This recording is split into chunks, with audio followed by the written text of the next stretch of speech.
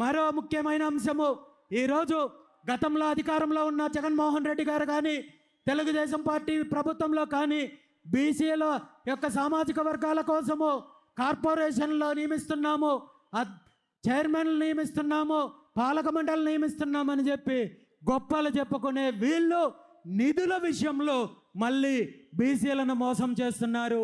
మీ పార్టీకి చెందిన నాయకుడికో కార్యకర్తకో పదవినిస్తే ఆ పదవి వల్ల బీసీ కులాలకు బీసీ సామాజిక వర్గాలకు ఎటువంటి న్యాయం జరగదు.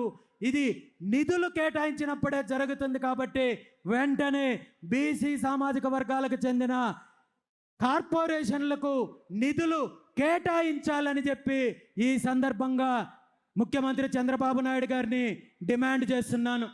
ఈ 5 ప్రధాన డిమాండ్లను, న్యాయమైన డిమాండ్లను నెరవేర్చాల్సిన బాధ్యత ప్రభుత్వానికి ఉంది, ముఖ్యమంత్రికి ఉంది.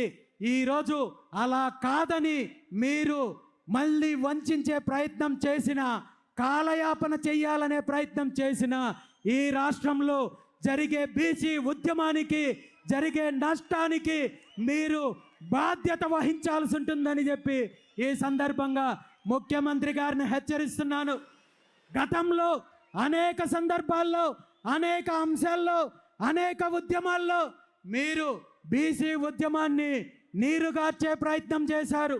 ఏదో ఒక రకంగా వంచించో, భయపెట్టించో, పదవులు తాయిలాలుగా చూపించో ఉద్యమాన్ని అణచివేసే ప్రయత్నం చేశారు. కానీ ఈరోజు అలాంటి పరిస్థితి లేదు అనే విషయాన్ని మీకు ఈ సందర్భంగా తెలియజేస్తున్నాను.